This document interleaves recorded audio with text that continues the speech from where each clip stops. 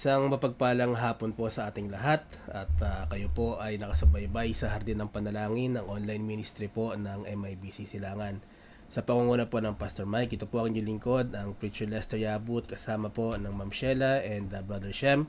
At muli namin kayong inaanyayahan na samahan po kami sa isang oras ng pananalangin at ng pakikinig po ng salita ng Panginoon. Ayan. At humihingi po kami ng pamanhin. Last week po wala po kami sapagkat kami po ay nagkasakit po. At maniwala man kayo hindi, ay tinatamaan pa rin kami minsan ng sakit. At nga kami ni Ma'am Sheila po ay nagkaroon ng trangkaso.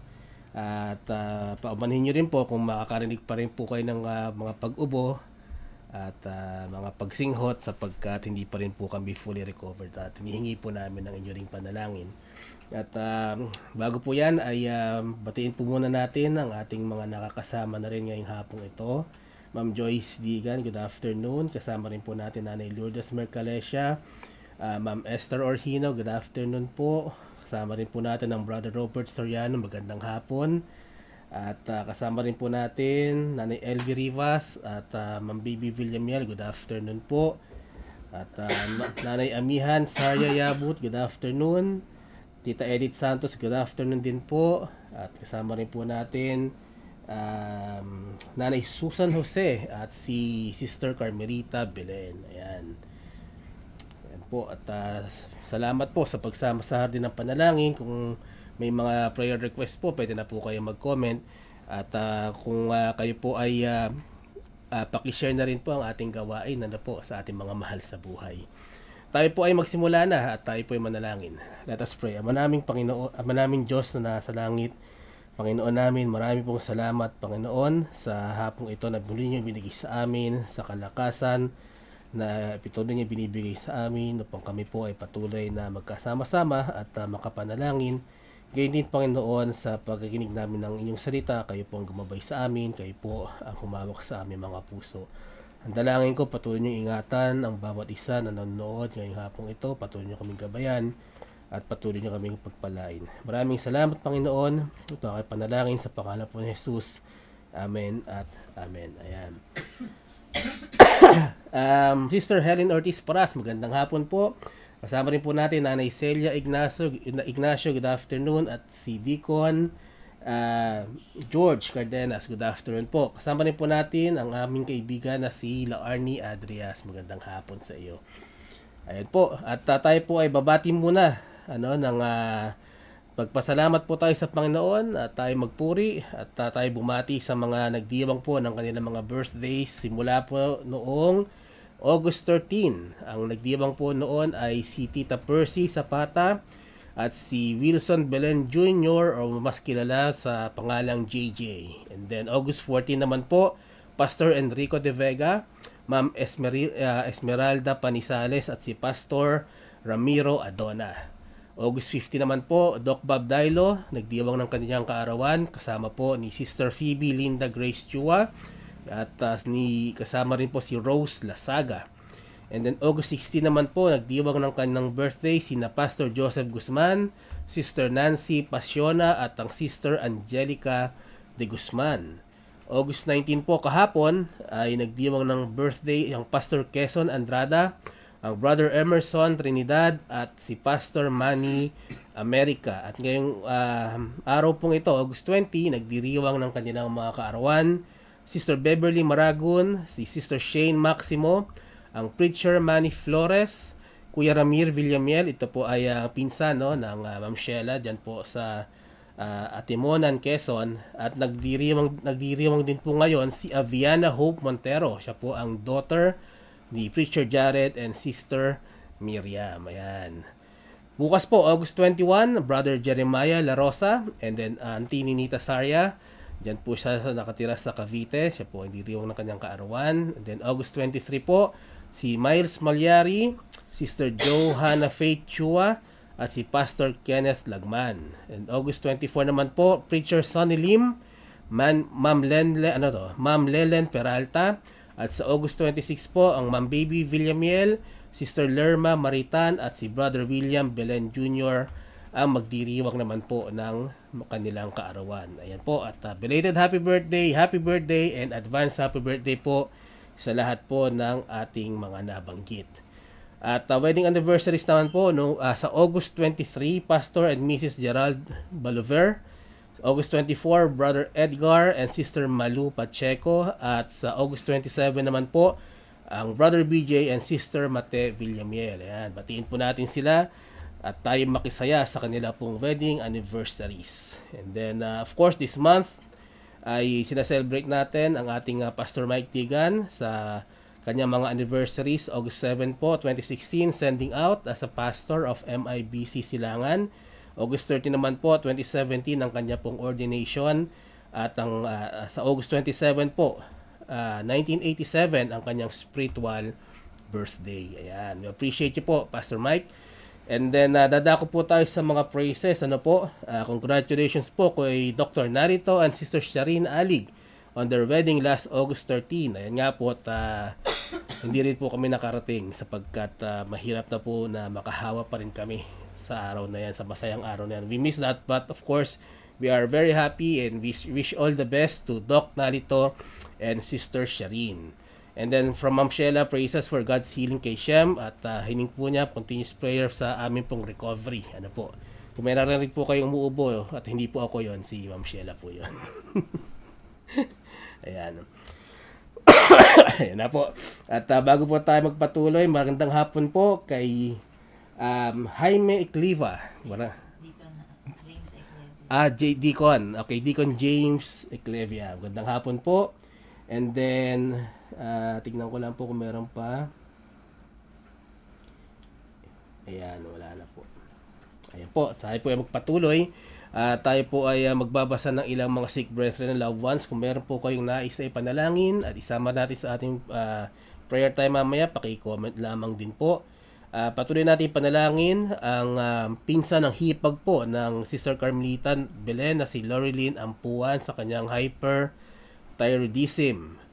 Sama rin po natin sa prayers Nanay Lydia Inocencio, meron po siyang vertigo. Ang complete recovery for Sister Venus Belen. At of course, request din namin na isama nyo kami sa panalangin. Maging si Preacher Mitch Viernes, siya po ay may sakit. At isama rin po natin sa panalangin ang ating expectant mothers, ang Sister Gracie Gesmundo. Ayan. Sa ilang mga prayer request po, isama natin sa panalangin ang free English grammar tutorial. Ito po ay nagsimula na last Saturday for ages 11 and above. At mangyayari po ito hanggang September. Ito po ay sa pangunguna ng Ma'am Joyce Digan. Ito po ay ginaganap sa ating pong church. Diyan po sa MIBC Silangan every Saturday po. And then sama rin po natin sa panalangin mga may karamdaman ngayon sapagkat ngayon po ay flu season, ay sama natin sa panalangin. Marami rin po ang kakilala na meron pong karamdaman. At patuloy natin panalangin ng ating mga elders and senior citizens, maging ang ating widows and widowers, Nanay Elvie Rivas, Sister Baby Villamiel, ang Tatay Ferdy, Nanay Amihan Yabut, Tatay Tony and Nanay Chedeng Chua, Nanay Norma Castillo, Sister Susan Orara, Sister Evelyn Kekep. Sama natin sa prayers Sister Linda Gesmundo, Preacher Renato and Sister Esther Orhino, ang Brother Frank and Sister Percy Zapata, Auntie Jovita Digan, Ima Zeni Paras, ang Sister Helen Ortiz Paras, Sister Rosa Gutierrez, Nanay Lucia Buenaflor, Sister Dory Santos, ang Nanay Faye Carpio, Nanay Getrude Severino, ang Nanay Yoli Jacinto. Sama rin po natin Nanay Susan Gloriani, Sister Dory Esguera, ang Brother Nick and Sister Lilia Santos, Sister Lourdes Mercalesha, Brother Efren and Sister Lydia Inocencio, Tatay Nori, Nanay Norma Santos, ang sina Cora San Jose, Nengat Dula, Luz Castillo, Lourdes Castillo, Toto Castillo, si Noemi Morey, Tatay Sonny and Nanay Winnie Crame, Lando and Tess Abilion, sina Alex and Beth Chua, James and Aggie Armstrong, Pearly Rivera, Nanay Berbarda Lopez, Nanay Leonarda Saren, si Nanay Rosario Concepcion, Auntie Nenita Saria, Tita Edith Santos, Nanay Celia Ignacio, ang Nanay Daisy Alvarez, Mami Between Ledesma, Daddy Apin, and Mami Lucy Saria, Nanay Lucy Broas, Tatay Mario Saria, sina Tony and Letty Garvillas, Kuya Evan Chua, Kuya Radi and Ate Beth Akong, Corazon Bernardo, Milagros Loquiao, Romena Galdones, ang inang Charing De Vega at si Auring Borja. Ayan po. At sige po, kung meron po kayong mga prayer request, ay paki-comment lamang din po. Sama rin po natin sa panalangin ng ating mga online services na po, Hardin ng Panalangin, ang Bountiful Feasting on the Divine Verses with Bishop De Vega, May Kaagapay with Pastor Nel Datur, of Word and of Prayer with Pastor Neil Keike, Preacher James Orara, Preacher June Espieto, at nakakasama na rin po dyan ang Deacon Joseph Crame, at napanood ko rin po ang Deacon Kent Avestruz. Ano po? At sama rin natin sa panalangin ang May Tiyak na Kaligtasan with FIBAP Pastors. Ayan po.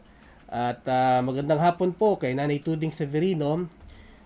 Di ko alam kung nabati ko na si Ate Beth Akong. Ayan, magandang hapon po. And then, tignan ko naman po, Brother Sam Digan, magandang hapon din po. Ayan po. And sa ating pong pagpapatuloy, ay sige lang po, patuloy lang po kayong mag-comment ng inyong mga prayer request.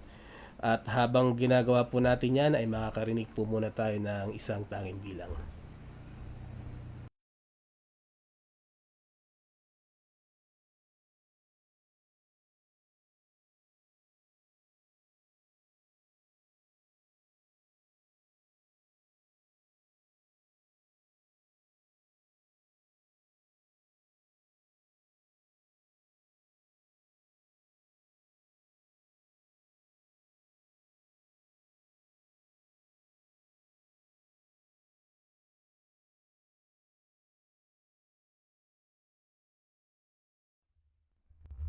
At sandali lamang po, nagkaroon lang po tayo ng konting technical difficulty.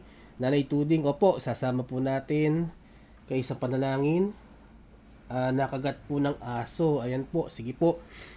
Patuloy namin kayo papanalangin at nawa po ay nakapagpagamot na rin po kayo, At tignan ko lamang po rito.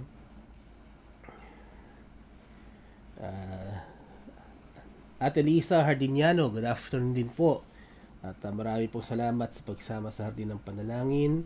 Prayer request po from Ma'am Baby for Preacher Nelson Trinidad. Siya po ay nahihirapang huminga at nagkaroon po ng na emergency. Siguro dinala sa emergency room kanina. Let us pray for Preacher Nelson. Ano po?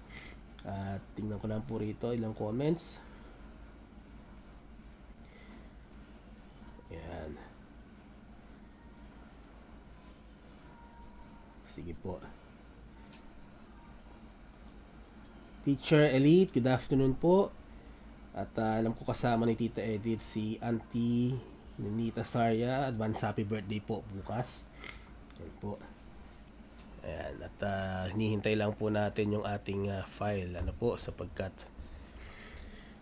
nagkaroon po tayo ng konting technical difficulty. Kasi may sakit din po yung ating computer.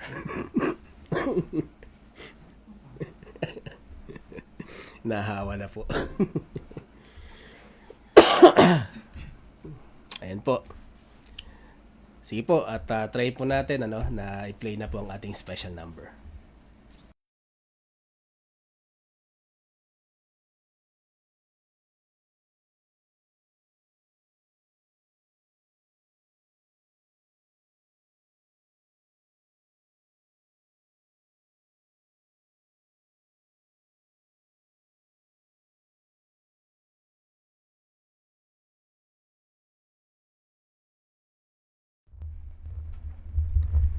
At dahil po dyan ay wala po muna tayong special number this afternoon.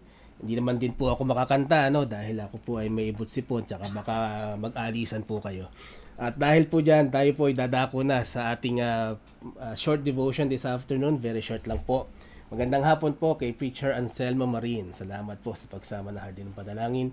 Next week na lang po tayo babawi ng special number. At hindi po kinakayang i-play ng ating computer sapagkat sobrang ganda daw po. Tayo po ay if you have your Bibles with you, magsimula na po tayo sa ating pag-aaral ng salita ng Panginoon. Ayan. Please turn your Bibles to to the book of Luke. Luke 23. Ang ating main verse po ay mula 39 to 43. Ayan, Luke 23, 39 to 43. And the Bible reads, "And one of the malefactors which were hanged railed on him, saying, If thou be Christ, save thyself and us. But the other answering rebuked him, saying, Dost not thou fear God, seeing thou art in the same condemnation? And we indeed justly, for we receive the due reward of our deeds. But this man hath done nothing amiss. And he said unto Jesus, Lord, remember me when thou comest into thy kingdom. And Jesus said unto him, Verily I say unto thee, today shalt thou be with me in paradise." Let us pray at humingi po tayo ng gabay sa ating Panginoon. Ama namin Diyos na banal sa langit, muli kami nagpupuri sa iyong pangalan at muli ka namin kayong itinataas, Panginoon, sa iyong salita na aming pag-aaralan ngayong hapong ito. Patuloy niyo kaming bigyan ng wisdom, knowledge, and understanding, Panginoon. At patuloy niyo ako itago, Panginoon, sa inyong likuran upang ang marinig po ay ang inyong mensahe, Panginoon, hindi po manggaling sa akin, hindi po makita ang kahinaan, bagkus makita po ang inyong kaluhalatian. Hawakan niyo po ang bawat makikinig ngayong hapong ito, sa bawat makikinig pa sa replay. Hawakan niyo po ang aming mga puso at isipan, Panginoon. Matuto kami sa iyong salita, Panginoon, tungo sa aming kaligtasan at para po sa inyong kaluhalatian. Maraming po salamat, Panginoon. Ito ang panalangin ko sa pangalan po ni Jesus. Amen at amen. Yan. Ang title po ng ating devotion this afternoon is A Change of Heart. A Change of Heart. Yung ating pong binasang passage, marahil ito ay palaging ito ay isang topic na palaging napag-uusapan, especially kapag mahal na araw at tayo po ay nire-recall natin yung passion ng ating Panginoong Kristo. Ang kwento po nito ay tungkol sa dalawa pong magnanakaw na ipinako rin po sa magkabilang gilid ng ating Panginoong Kristo. At dito po sa binasa natin, makikita po natin na yung isa patuloy na kinukutya ang ating Panginoon. Sabi niya dito, if thou be Christ, di ba? Save thyself and us. Pero yung isa ay nirebuke niya yung isang magnanakaw. Sabi niya, wala ka bang takot sa Diyos? At nakikita mo na tayo ay in the same condemnation. Tapos sabi niya, tayo dapat lang na mapako rito, pero but this man, sabi niya sa ating Panginoon Kristo, had done nothing amiss. Wala siyang ginawang kasalanan. At dito nga, diba, very famous na hiniling niya sa ating Panginoon Kristo na huwag siyang kalimutan pagdating ng kanyang kaharian. At ito nga yung napakamadamdamin to At sinabi ng ating Panginoon Kristo, biruin nyo, ang dami nagsasalita, di ba? Many people are mocking him, pero dito lang siya tumugon sa magnanakaw na ito. At sinabi niya, pinangako niya dito na today shalt thou be with me in paradise. Napakasarap sa pakiramdam. Ano po? At ito ay sobrang interesting din po sa akin kasi pagka tinignan po natin yung ibang parallel verses kung saan na-record ito sa ibang gospel, ito lang po sa gospel sa book of Luke na-record itong conversation na to. Dito lang sa ibang parallel verses, babasahin po natin yan mamaya. Sinasabi dito na kasama yung dalawang magnanakaw sa mga tao na kumukutya sa kanya. Puntahan po natin yung Matthew 27. Basahin lang po natin yung ilang parallel verses para ma-compare po natin. Matthew 27 41. Sabi po rito 41 to 44. Likewise, also the chief priests mocking him with the scribes and elders said, He saved others, himself he cannot save. If he be the King of Israel, let him now come down from the cross, and we will believe him. He trusted in God, let him deliver him now, if he will have him, for he said, I am the Son of God. Ito na po, the thieves also, which were crucified with him, cast the same in his teeth. Dito makikita po natin, chief priest, mga scribes, mga elders, kinukutya ang ating Panginoong Kristo. Ang dami po nilang sinabi rito na kung ikaw ang hari ng Israel, bumaba ka dyan. Diba? Pagka ikay nakababa dyan mula sa krus na yan, mananampalataya kami. Sabi dito, he trusted in God, let him deliver him now. Sabi niya, kasi siya ang anak ng Diyos. Tapos doon sa verse 44, sabi dito, the thieves also. So, ibig sabihin, dalawa. So, yung dalawa, cast the same in his teeth. Na, yun din ang sinasabi sa kanya. Isa pa pong parallel verse, ano po, sa Mark 15. Mababasa din po natin ang almost the same account, pero basahin din po natin para makita natin yung ating pinagkukumparahan. Mark 15:31 to 32. Sabi po rito, likewise, also the chief priests mocking said among themselves with the scribes, he saved others, himself he cannot save. Let Christ, the King of Israel, descend now from the cross, that we may see and believe. And they that were crucified with him reviled him. So dito rin po makikita natin na almost same yung account, no?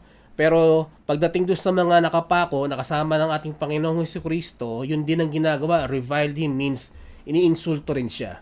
Doon po sa Book of John, ang na-mention lang po doon ay merong dalawang thieves na nakapako beside Jesus. So base po sa impormasyon na ating nabasa, no, based from the parallel accounts na kung saan ni-record ng iba't ibang authors of the Gospels, di ba by theory, no, or by logic, makukonclude po natin na doon sa simula, na sa panimula, pareho po sila, yung pareho magnanako na yon, they were mocking Jesus. They are insulting Jesus in the beginning. Doon nga lang po sa binasa natin sa Book of Luke, no, nagkaroon doon nagkaroon ng parang conversation. At doon makikita natin na bagamat sa panimula, pareho yung magnanakaw na iniinsulto at kinukutya ang ating Panginoon Kristo, sa Book of Luke, doon sa binasa nating conversation, mababasa natin na nagkaroon ng change of heart yung isang magnanakaw. Nagkaroon siya ng change of heart. Sabi po sa Romans 10:17. Kasi pagbasahin po natin to para malaman natin kung bakit. Romans 10:17, sabi rito, so then faith cometh by hearing, and hearing by the word of God. Paano siya nagkaroon ng change of heart? No? Kasi narinig niya yung word of God. Paano siya nakapakarinig ng word of God? Patanungin natin. Nakapako siya ron. Nakabayubay din siya doon katulad ng ating Panginoong Kristo. So, kung maaalala niyo po, yung binasa natin sa Matthew 27, andun yung scribes, andun yung Pharisees, di ba? Andun yung mga elders ng church. At ano po ang sinasabi sa kanya? Di ba? They were mocking him. Ang sabi sa kanya, he saved others, himself he cannot save. Yan. Sinabi rin dito, if he be the King of Israel, let him now come down from the cross and we will believe him. Sinabi din sa verse 43, he trusted in God, diba? So let him deliver him now if he will have him, for he said, I am the Son of God. Dito po sa mga sinabi, no, ng mga scribes, ng mga elders, ito po ay ipinaririnig nila kay Kristo eh. They are meant to be heard by Jesus Christ kasi ito ay mga insulto para sa kanya. Dahil katabi lang na Kristo, yung dalawang magnanakaw, that other thief na nagkaroon ng change of heart, heard this. Naniniwala ako na narinig niyan itong mga bagay na to. And although, no, tingnan natin dito na ito ay said in mockery, no? Dito makikita natin yung kapangyarihan ng salita ng Panginoon eh. Bakit? Kasi lahat naman ng sinabi ng mga scribes, it was the claim of Jesus. Makikita nyo dito, he saved others. Diba? Marami siyang ipinapangaral na siya ay nagliligtas. Sinasabi niya, I am the door. Diba? I am the only way to the Father. Siya lang ang nagliligtas. Kasi isa yun sa mga tinuturo niya. Kaya nga yun yung ginagamit na pang-mock sa kanya. Sinasabi rin dito na he is the King of Israel. Hindi nga lang yun, he is the King. Diba? At sinasabi rin dito na he trusted God, for he said, I am the Son of God, which is also his claim. Diba? Sa kanyang pagtuturo, kaya nga sinasabihan siya ng blasphemy, nagko-commit siya ng blasphemy because he is claiming to be the Son of God. And though these are meant for mockery, these are still the words of God kasi ito rin yung tinuro niya. At naniniwala ako na ang narinig ng thief na to, nung narinig niya yung mga bagay na ito, no, na ang katabi ko pala si Kristo, Son of God. 'Di ba? Ang katabi ko pala ay nagliligtas. So nagkaroon ngayon siya ng change of heart. Nagkaroon siya ng change of heart na he started to believe na kung ano yung sinasabi niya na binabato na ng pag-aakusa kay Kristo ay totoo. Ayun po, no? Yun po ang aking paniniwala diyan na paano siya nagkaroon kasi hindi imposible namang pareho silang nagmamak in the first part, 'di ba? Initially pareho silang nagmamak pero nagkaroon ng change of heart. Kasi nakarinig siya, yung inaakusan nila ngayon kay Kristo, imbis na i-take niya yon as mockery, instead of i-take niya yon as an insult kay Kristo, he took it as truth kay Kristo. Kaya nagkaroon siya ngayon ng change of hearts. He started to believe na yung claims na sinasabi ni Kristo ay totoo. Kaya nga sa ating mga soul winners, no, kita niyo yung power of God. Kaya nga sinasabi dito, everything that happens always works good, di ba? For those that love God. Yung sinasabi niya sa Book of Romans na kahit ito ay meant to insult Jesus Christ, ito ay nakapagligtas pa ng isang kaluluwa.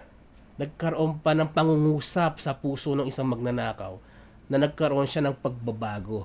Nagkaroon siya ng repentance, no? From unbelief to belief, to becoming a believer, no? So kaya nga sa ating mga soul winners, no, sa mga Bible verse sharers natin sa social media, wag tayong ma-dishearten, wag tayong ma-discourage kapag walang nagre-react sa mga post nyo, kapag ang mga tao sinusimula na kayong iwasan, no, kapag ang mga tao minamak na kayo, kasi paborito nilang imak yan ang ating Panginoon Kristo. Syempre kung minamak nila ang ating Panginoon Kristo, kasama na po tayo diyan. Tayo ay tagasunod lamang Pero do not be disheartened. Do not be discouraged kasi hindi natin alam. Pero yung Bible verse na shinare nyo, yung Word of God na shinare nyo, yung video ng about salvation na shinare nyo, baka merong isang tao dyan na nangangailangan ito, na tamang-tama, na nadaanan niya yung pinost mo, nadaanan niya yung sinasabi mo, sapagkat kailangan niya itong marinig. Hindi natin alam, baka ito na yung last chance nila to be saved, no? Kaya nga po, ako natutuwa kasi dati ang Hardin po ng Panalangin ay running na for 3 years sa biyaya po ng Panginoon. Ano po? Minsan natutuwa ako, tinitingnan ko yung mga old videos natin. Nagugulat ako kasi yung dating 2 views, ngayon nasa 500 na. 'Di ba? May mga videos po tayo na malayo po yung nararating. Na akala natin ganun-ganun lang. Na akala natin walang impact. Pero hindi po natin alam kung paano kumilos ang kamay ng Panginoon. Hindi natin alam kung paano kagagamitin ng Panginoon. Kaya po, kung kayo ay palagi na, 'di ba, nagsi-share ng Bible verses, nagsi-share ng Word of God, habang po pwede pa, sapagkat darating po ang panahon na pati ang programa natin ito ay pagbabawal na. Darating po tayo sa panahon na 'yan. Na kaya po natin minamahal itong ministry na 'to, sapagkat hindi natin alam kung sino pa yung kayang abutin. Hindi natin alam kung sino pa yung kayang abutin ng salita ng Panginoon na makakapagligtas po ng mga kaluluwa. And that is the main purpose of this ministry, is for us to pray for each other and for us to preach Christ and the gospel. Yan po ang ating pinaka goal, ano po. Kaya hindi natin alam baka ito na yung huling pagkakataon na may makarinig ng gospel. Katulad na lang ng thief on the cross, no? Yung example na yan, pareho silang makasalanan, inamin nila yon, di ba? And they are bound to hell. Kasi sila po yung makasalanan. Pero one person had a change of heart. Bakit? Kasi even though it is meant for mockery, narinig niya yung katotohanan ng Panginoong Diyos sa mga sinabing yon ng mga scribes and Pharisees. So that one person decided to believe in Jesus kahit po siya ay malapit na mamatay. Kaya nga sinabi niya, Panginoon, remember me, when you come into your kingdom. Pagka dumating na iyong kaharian. Dito, sana ma-imagine po natin, ito yung klase ng pananampalataya na matindi. Ito yung klase ng pananampalataya na talagang pagtitiwala 100%. Bakit? Kasi yung change of heart niya from an unbeliever, na una kinukutya niya si Kristo, naging believer siya dahil sa salita ng Panginoon. At kahit nakikita niya na ang ating Panginoon sa Kristo ay nakapakot, nakabayubay sa krus, alam niya lahat sila mamamatay na eh. 'Di ba? On that day, alam nila kahit si Kristo mamamatay, pero nanampalataya pa rin siya na ang kanyang kaharian ay darating at siya ay darating isang araw bilang hari. So, ganun yung pananampalataya niya. No? Pero bilang tao, tayo, pag nakita natin mamamatay na, paano pa maghahari? Mamamatay na, paano pa mag-reign? Especially on that yung ganong sitwasyon, and during those times, ang paniniwala nila is earthly king, ang darating na Messiah. So, can you see the faith? Can you feel the faith of that thief? Na kahit alam niyang imposible, dahil bilang tao, mamamatay na silang tatlo eh. Pero sinabi pa niya, pagdating ng iyong kaharian, look at the faith, look at the trust, at paniniwala niya na may darating na kaharian, na si Kristo ang manghahari, ang sabi niya, alalahanin siya. And that is good enough for our Lord Jesus Christ to save the thief from hell and be with Him in paradise on that same day. On that same day. Diba? Isinama niya itong makasalanang ito. Isinama niya itong dapat papunta na sa impyerno. Isinama niya sa paraiso, sa langit, sapagkat nanampalataya sa Kanya. Ito po ang pinaka-foundation ng ating pananampalataya. This is the very foundation of our faith. Na ang ating salvation is based on our trust and belief in Jesus and not our works. Ano po? Hindi dahil sa ating ginawa, hindi dahil mabuti tayong tao, pero dahil sa ginawa ni Kristo sa krus ng Kalbaryo at sa pananampalataya natin dito, kaya po tayo nagkaroon ng kaligtasan. Imagine po natin, yung magnanakaw, mamamatay na siya on that day. Oras na lang ang binibilang. Wala na po siyang panahon mag-Bible study. Wala na siyang panahon magbasa ng scriptures. Wala na siyang panahon mag-attend ng Bible ng mga worship services, ng mga prayer meeting. Wala na siyang panahon para gumawa pa ng mabuti. Wala na siyang panahon para itama niya yung kanyang pagkakamali kung bakit siya napaparusahan. Wala na nga po siyang time magpabaptize eh. Na siguro kahit magpaalam siya doon sa Romano, hindi siya papayagan. No? Pero pinangako ng ating Panginoon sa Kristo, because he repented from unbelief to 100% belief in Jesus, at kanyang pinagkatiwalaan yung pangako ng ating Panginoon na dadalhin siya sa langit on that same day, that thief was saved. And that is the very core of our faith. Yes, once we are saved, no? We are, at yan po ang sinasabi din sa Ephesians, di ba? Pag tinignan po natin ang Ephesians 2:8-9, sabi rito, for by grace are ye saved through faith, not of yourselves, it is the gift of God. It is only by the grace of God that we are saved. Sa pamamagitan po ng ating pananampalataya. Sabi sa verse 9, not of works, lest any man should boast. Wala pong pinalaman ang kahit anong gawa rito. Ito ay pananampalataya lamang. That is the very core of the foundation of our faith. And of course, kapag tayo po ay naligtas na, hindi naman po tayo mamamatay na, di ba? Hindi naman lahat ng naligtas ay mamamatay na tulad nung magnanakaw. Lahat po tayo, pag naligtas na, we are then commanded to be holy as our Father in heaven is holy. Yan po ay isang utos sa atin bilang mananampalataya.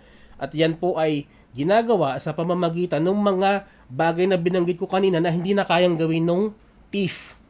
No? Yung mag-attend ka ng Bible studies, magbasa ka ng scriptures, gumawa ka ng mabuti. Those are commanded to us as saved, as saved people, as saved sons of God. Yan ang sinasabi po rito. And praise God, no?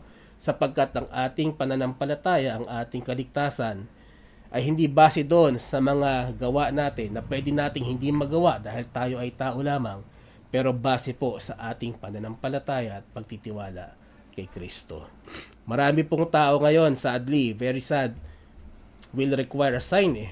'Di ba? Ang kalakaran kasi ng mundo ngayon, to see is to believe, no? Bigyan mo muna ako ng proof, Tapos mananampalataya ako mananampalataya. Eh di ba yun kung naalala nyo, binasa natin sa Matthew, di ba? Bumaba ka diyan. Iligtas mo yung sarili mo, sabi ng mga religious leaders, at tapos maniniwala kami. Sabi ng isang thief, di ba? If kung ikaw ang Kristo, save yourself and save us. Tapos maniniwala ako. Hindi siya nagbabago, no? From that time hanggang sa time natin ngayon, maraming tao ang nagre-require ng sign. Maraming tao ang nagre-require na makita ko muna yung proof. Pero mga kapatid, kapag ka po ganun, doon po binasa yung ating pananampalataya, hindi po yun pananampalataya. Kung nagre-require ka ng proof, it is not faith. It is not trusting Jesus. Pero pinapatunayan lang nito na kaya ko ka nangangailangan ng proof dahil isa kang skeptic. May isa kang doubter. Yan po ay kabaliktaran ng pagiging believer. Ang sabi nga, di ba, faith is the substance of things that are not seen. Hindi mo kailangan ng proof para magkaroon ka ng faith. Di ba? It is a promise na promise pa lang eh. Pero pananiniwalaan mo na, and that is faith. So, pagka naghangi ka na ng proof, that is not faith. That is being skeptic, no? Katulad ni Thomas. Mababasa po natin sa John 20, no? Puntahan po natin, basahin natin panandali para makita po natin. John 20:28 to 29. Sabi rito, and Thomas answered and said unto him, My Lord and my God. Sabi sa 29, Jesus saith unto him, Thomas, because thou hast seen me, thou hast believed. Blessed are they that have not seen, and yet have believed. Ito po yung hindi kasi absent kasi si Thomas nung nagpakita ng ating Panginoon Kristo. At sinabi niya sa mga ibang disipulo na hanggat hindi ko na ilulusot ang aking mga daliri sa kanyang mga sugat sa kamay at paa, sa kanyang tagiliran, hindi siya maniniwala. Kaya ang sabi ng ating Panginoon Kristo nung siya ay nagpakita kay Thomas, naniniwala ka kasi nakita mo. Pero mapalad ang mga hindi nakakita pero naniwala. Bakit? Sapagkat yun po ay faith. Yun ang tinatawag na faith. Ito po ang uri ng pananampalataya na nire-require sa atin para po tayo magkaroon ng kaligtasan. Parang childlike faith. Kaya nga sinasabi ni ating Panginoon, di ba? Dapat maging katulad ka ng isang bata. Di ba? Para makarating sa langit. Ano bang meron ng bata? 100% faith and trust sa kanyang magulang na aalagaan siya nito. Ang baby wala namang magagawa eh. Nagtitiwala lang siya sa kanyang magulang na hindi siya pababayaan. And that is the kind of faith that we must have sa ating Panginoon Kristo na sa kanyang ginawa, tayo ay magkakaroon ng kaligtasan. Kaya minsan sasabihin ng iba, paano mo nalalaman na ligtas ka? 'Di ba? Hindi naman kumbaga parang napakayabang mo naman, paano mo nalaman ligtas ka? Sabi po sa Biblia eh. Yan ang sinasabi sabi sa John 3:16, 'di ba? Whosoever believeth on him shall never perish but have everlasting life. Sino man manampalataya sa anak ng Diyos ay magkakaroon. Napakalinaw naman po, napaka-famous nung John 3:16 na yan. Almost every Christian knows that by heart. Kaya pala sabi mo, kung meron kang ganong klaseng pananampalataya, pwede mo na sabihin na sigurado ang iyong kaligtasan. Now, we know that we are saved kasi we believe and trust that Jesus Christ is the Son of God. Siya po ay nabuhay dito nagkatawang tao po siya, nabuhay dito sa lupa ng walang kasalanan.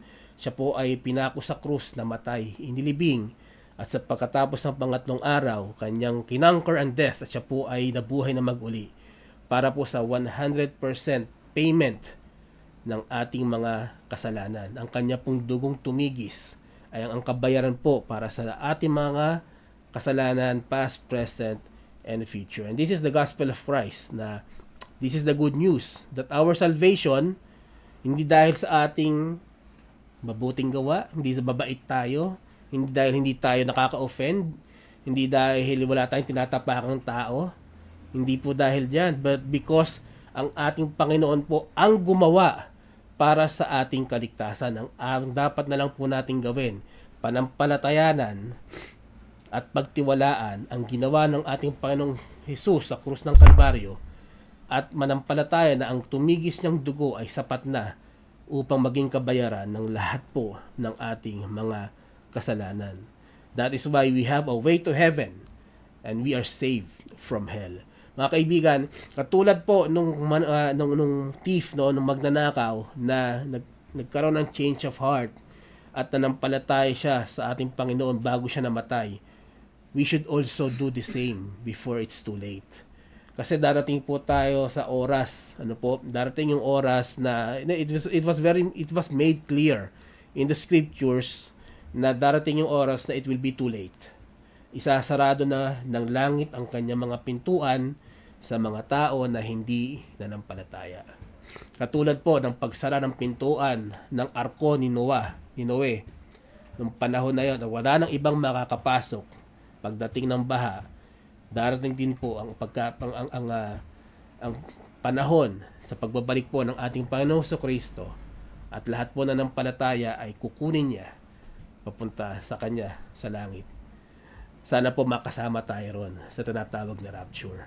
At kung hindi pa po dumating doon, sana po magkaroon tayo ng pananampalataya bago po ang ating kamatayan. Sapagkat pagka tayo po ay namatay na, yan na rin po sinasabi na tapos na. Wala na po tayong pagkakataon.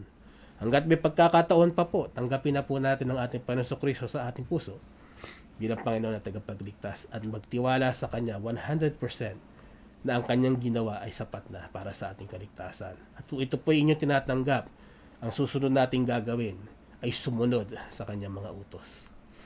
Ngayon, tayo po ay nagpapasalamat sa ating Panginoon na He is still giving us a chance, no? Bakit hindi pa dumarating ang ating Panginoon Kristo? Bakit, 'di ba? Hinahayaan pa, bakit may oras pa? Dapat, 'di ba? Sinasabi malapit ang pagdating ng ating Panginoon Kristo. Bakit wala pa hanggang ngayon? Because God is still giving us a chance, because God is long suffering, and because God is patient sa atin. Gusto niya tayo magkaroon ng change of heart, na tayo po ay mula unbelief ay magkaroon ng pananampalataya sa ating Panginoong Kristo. Sabi po sa 2 Peter 3. Ito po, this is the last verse for the day. 2 Peter 3:9, sabi po rito, "The Lord is not slack concerning His promise, as some men count slackness, but is long-suffering to usward, not willing that any should perish, but that all should come to repentance." Kaya po mali sinasabi na na ang Diyos daw ang di ba, ang nagsesend sa tao sa hell. Dito po sa binasa natin, napakalinaw. Not willing that, kaya nga mayroon pang oras because He is not willing that any should perish, but that all should come to repentance. Ayaw ng tao, ayaw ng Panginoon na mapunta ang tao sa impyerno. Tayo na lang ang matigas ang ulo, tayo na lang ang umaayaw. Tapos sasabihin ng marami, malupit ang Diyos. Malupit ba yan? Hanggang ngayon may pagkakataon pa tayo na, 'di ba, magkaroon ng pagbabago sa ating puso. So mga kaibigan ko, no, God's promise, ang isa sa mga promise po ng Panginoon is He will judge all of us. Darating yung panahon, lahat tayo tatayo, lahat ng mga patay, ng mga namatay na, lahat ng buhay, lahat po tayo ay tatayo sa harapan ng ating Panginoon at makakakuha po tayo ng judgment. Diba? Sinasabi nga ng iba, diba? Only God can judge me. Tapos gagawin niya lahat ng wag niyo ako i-judge. Only God can judge me. The problem with that statement is, yes, the time will come that God will judge you. Pero sa ginagawa mo yan, ano sa tingin mo magiging hatol ng Panginoon sa iyo?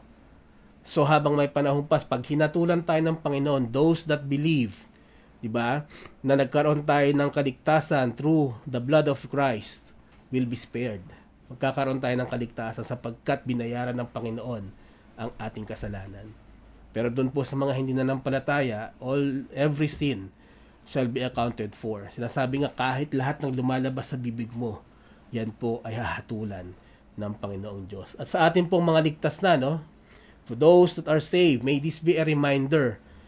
We have a responsibility to preach Christ so that many more people may know Him and have a change of heart. Yan po ang ating misyon dito sa mundo. Ika'y nakasumpong ng kaligtasan sa pamamagitan ni Kristo, ipangaral mo rin sa iba. Para kung sino man ang tumanggap, magkaroon ng pagkakataon na magkaroon ng kaligtasan. Yan po ang ating duty bilang mananampalataya. Tayo po ay mangaral tungkol kay Kristo. Nawa po ay naging pagpapala ang ating devotion this afternoon. Tayo po ay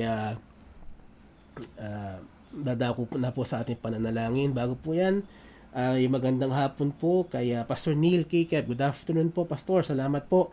Kasama rin po natin, magandang hapon din po kay Ryan De La Cruz Torres. Good afternoon. Sister Bing Rain Severino, good afternoon din po. At maging kay Sister Agnes Cassia, good afternoon. Nanay Doris Santos, magandang hapon din po. Ayan po. Tayo po ay dadako na sa ating pananalangin.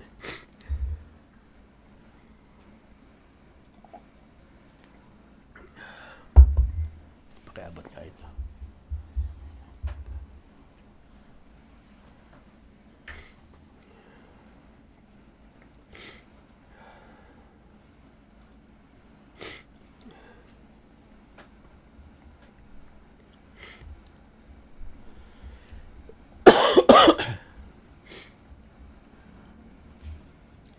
Let us pray.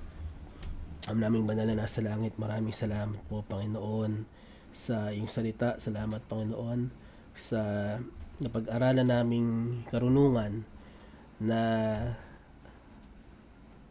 ang kaligtasan po ay hindi mahirap. Kayo na po ang gumawa ng mga mahihirap na bagay para magkaroon po ng kaligtasan ng isang tao.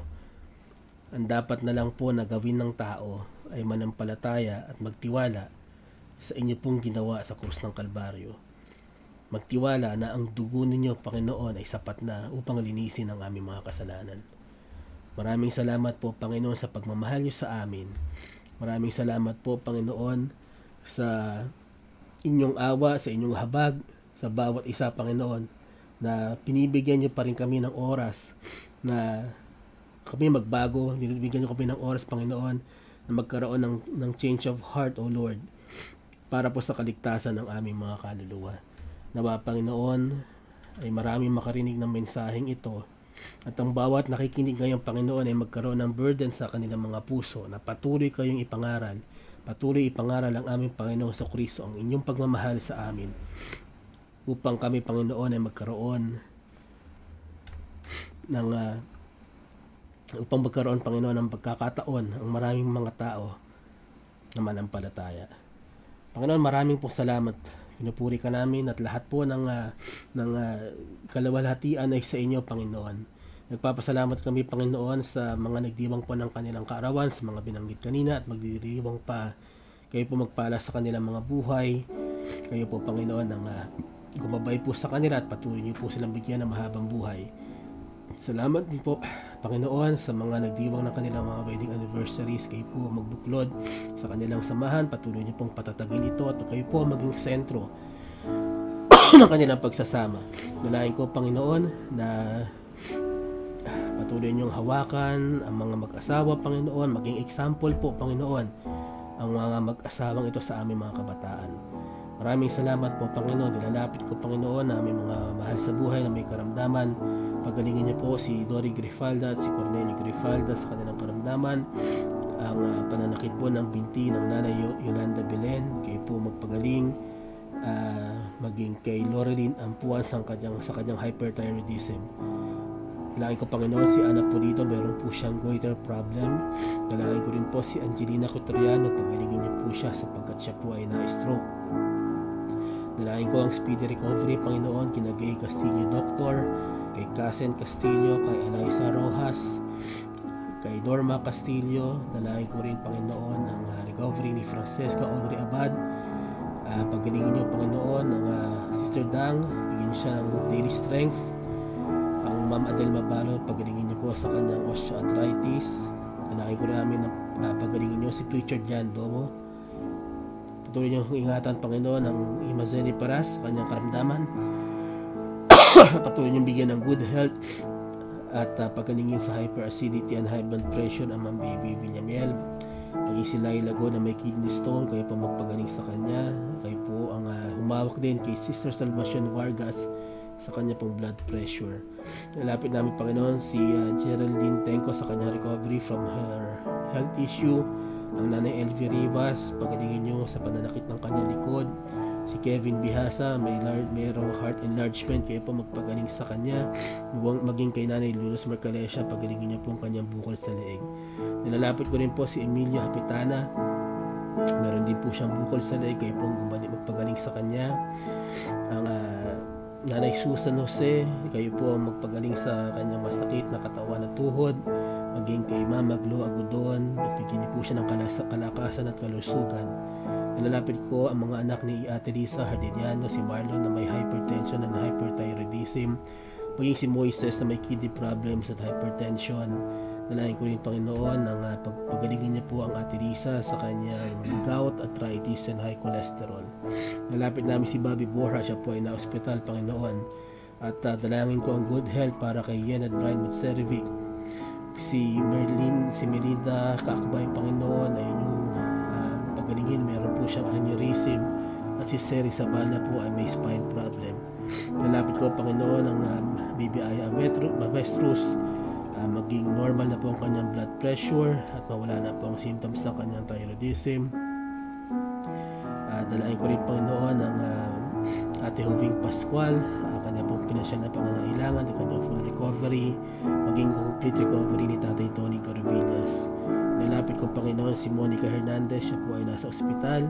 Si Lola Gloria Adrias na mayroong kidney disease, kayo po magpagaling sa kanya. Dalain ko rin ang kalusugan ni Tita Josefina Adrias at ni Maria Gan. Dalain ko rin Panginoon ang Tita Andres Giben, kayo po magpagaling sa kanyang insomnia. Ang Ma'am Yoli Jacinto Panginoon, kayo po magpagaling sa family ni Christine Sarmiento at patuloy nyo hawakan ng kanilang health. Dalain ko rin Panginoon ang preacher TJ Mabalot sa kanyang tumaas na BP. Ang karamdaman po ni Jenny De La Cruz, kayo po magpagaling sa kanya. Dalain ko rin Panginoon ang si Era Basto na sa nawa po ay maging maayos ang kanyang mga test at makita na po ang rason ng kanyang karamdaman. Dalain ko rin Panginoon si Tita Letty Lingkuran Agapay, ang recovery and healing from cataract surgery. Nilalapit ko rin Panginoon sina Lady Lee Canilaw at Alison Canilaw na nagkaroon po ng COVID. Patuloy ko nilalapit Panginoon si Marcelina Salazar, meron pong bukol sa liver. Ito po ay suspected cancer, kayo po ang pagaling sa kanyang pinansyal na pangangailangan, kayo po ang tumugon. Hawakan niyo po ang Nanay Lydia Inocencio, siya po ay may vertigo. Dalain ko ang complete recovery for Sister Venus Belen.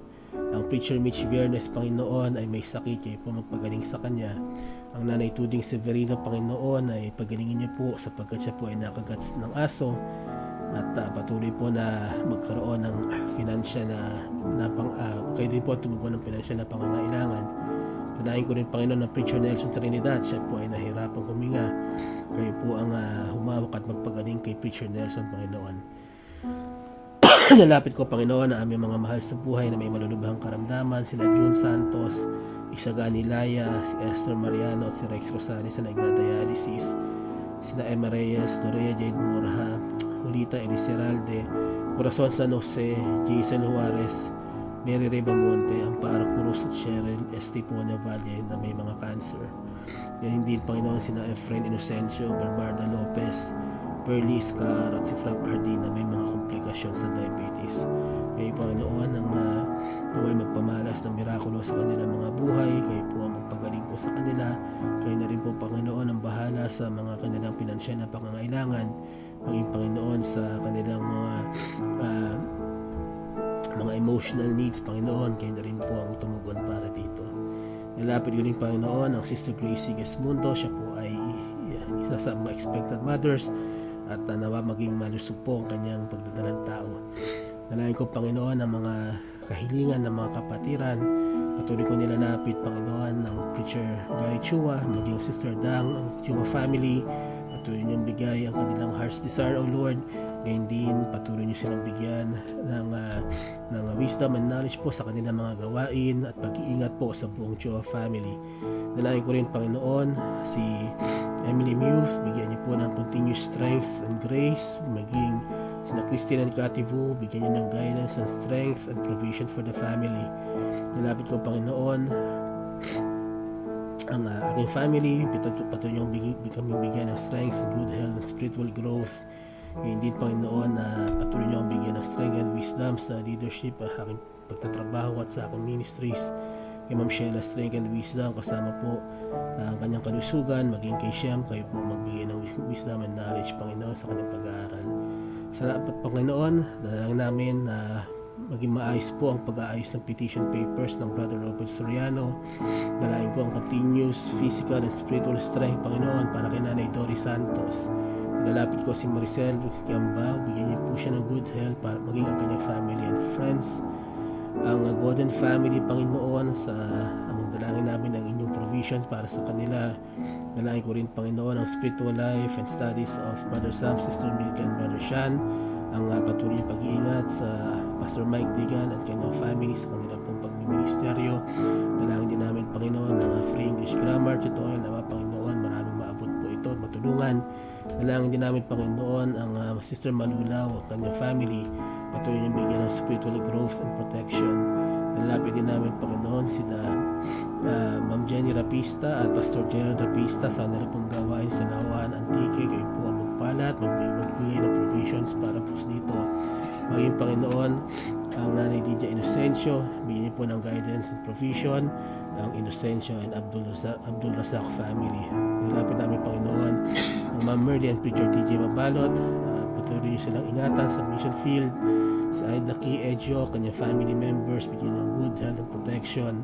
Ngayon din, Panginoon, ang Ate Beth Akong, kanyang family, at patuloy niyo po silang gabayan, patuloy niyo silang pagpalain. Nilapit ko rin, Panginoon, ang Sister Bing Rain Severino, kanyang mga mahal sa buhay, bigyan niyo po ng kalusugan at kalakasan at patuloy na paggabay. Nalapit ko rin, Panginoon, ang Nanay Susan Jose Gloriani, bigyan niyo po ng kalakasan, kalusugan, maging kanyang heart's desire. Ang health po ng Sister Yoli Jacinto, ang kanyang Ate Yoli and ang Sarmiento family. Salamat rin po, Panginoon, ang kalusugan ni Fem at maging pag-iingat po kay Marlon sa buong Carpio family. Ang Panginoon, ang healing and good health po and spiritual growth po sa family ng Sister Baby Aya Avestruz. Nalapit ko, Panginoon, ang nanay ni Brother Mar Sarin na si Leonardo Sarin, kayo po magpagaling sa kanya, maging kayo po ang gumabay sa pag-aaral po ng kanyang mga anak. Dalangin ko, Panginoon, ang pag-iingat sa bawat isa sa physical na kalusugan at kalakasan ng Sister Esther or Ma'am Teng Orhino at kanyang family. Ngayon, Panginoon, ang MIBM Eastfield Building Project, nilalapit po namin ito sa inyo. Good health po, spiritual growth, Panginoon, para kay Beth Corios and family. Ito niyong ingatan, Panginoon, si Erlene Nakagubok sa kanilang pagtatrabaho at maging sa kanyang dalawang anak na pumapasok po. Dalahan ko, Panginoon, ng Zapata family, bigyan ng good health at palakas sa spiritual life. Kalakasan po para kay Teacher Elite at mabuting kalusugan. Dalangin ko rin, Panginoon, para kay Kumu Falunen na magkaroon po siya ng trabaho. At ang plano po ng Panginoon para kay Sister Joji at kanyang heart's desire, kayo po magbigay nito, Panginoon. Dalangin ko rin, Panginoon, ang kalakasan, kalusugan ng Tito Nicanor Santos at maging ang kanyang anak na si June, bigyan po ng kalakasan. At si El May Servito, Panginoon, nilalapit ko maging maayos at healthy ang kanyang family at pagalingin niyo po ang kanyang bigyan niyo po ng kalakasan, Panginoon, ang kanyang mother na nasa Negros. Nilalapit ko rin, Panginoon, ang Deacon James Eclevia, bigyan niyo po siya ng health and spiritual and patatagin niyo ang kanyang spiritual and physical life, maging kanyang family. Ang Orara family, Panginoon, nilalapit ko po, especially Preacher Jabez, sa kanya pong sa inyo pong will sa kanyang life and ministry. Nilalapit ko, Panginoon, ang aming mga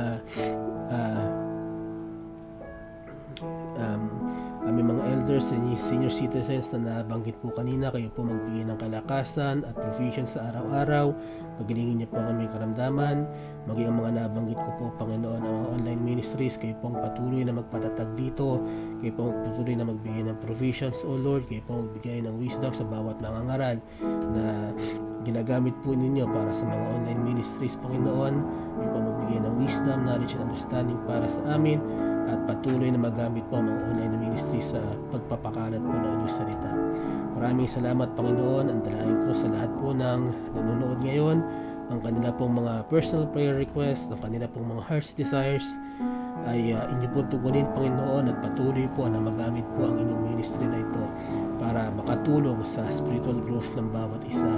Dalangin namin ang salvation ng aming mga kaibigan, ng aming mga mahal sa buhay, na sila po ay makakilala sa aming Panginoong Kristo at tanggapin siya bilang tagapagligtas sa Panginoon at magkaroon ng pagtitiwala sa Kanya para sa kaligtasan ng kaluluwa.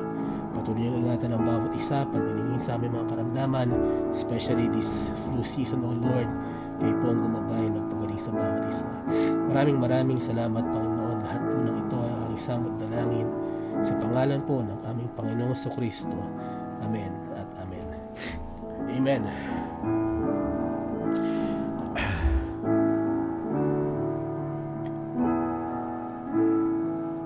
Maraming salamat po sa pagsama nyo sa amin hanggang sa ating pong pananalangin. Tayo po ay dadako na sa ating pagbati sa lahat po ng nakasama natin ngayong hapong ito. Kami po ay patuloy na nagpapasalamat sapagkat kayo po ay ang aming encouragement. Hintayin ko lang po ang ating listahan at ayan. Babawi na lang po tayo ng special number next week sa kung loloobin ng Panginoon.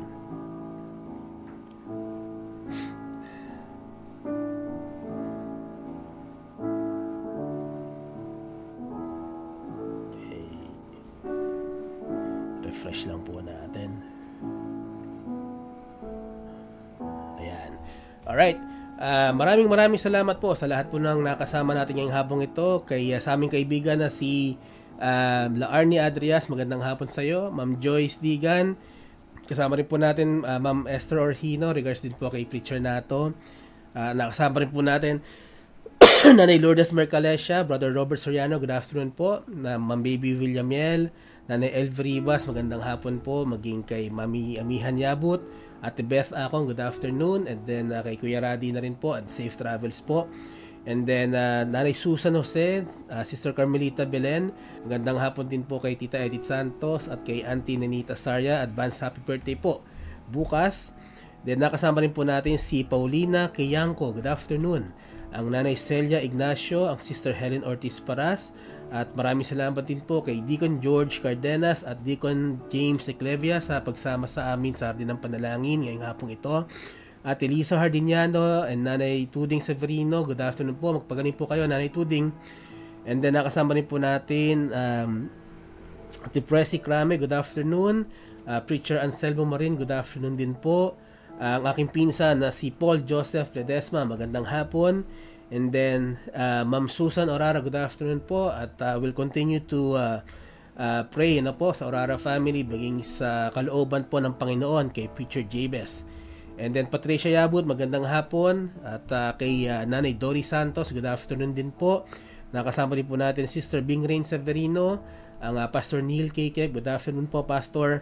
Sister Agnes Cassia, magandang hapon po. Ryan De La Cruz Torres, magandang hapon. Salamat sa pagsama sa amin sa Hardin ng Panalangin, maging kay Sister Alexis Salazar at kay Nana Lydia Inocencio. Yan lamang po at kung kayo po ay mapapadaan, we always encourage you na mag-leave po ng comment para ma-list po namin at sa huli po ng ating gawain sa pagtatapos po mabati namin kayo. Ang Hardin po ng Panalangin ay babalik sa Thursday sa pangunguna po ng Preacher Gary Chua kasama po ng Sister Dang. Bukas po ang prayer meeting po ng MIBC Silangan sa pangunguna po ng Pastor Mike Tigan. Muli, maraming salamat po at kung loloobin po ng Panginoon ay magkita-kita po ulit tayo sa susunod na Tuesday dito po sa Hardin ng Panalangin. Patuloy po natin ipanalangin ang ating mga online ministries, maging ating mga pastors, preachers, at ang ating mga kapatiran, ano po, at kailangan po natin yan, especially sa mga panahon ito, ang panalangin po sa bawat isa. Maraming salamat po. Ito po muli ang inyong lingkod, Preacher Lester Yabut, kasama po ng Ma'am Sheila and Brother Shem. Magandang hapon po sa inyong lahat. Patuloy lamang po tayo magtiwala sa Panginoon, and God bless you all.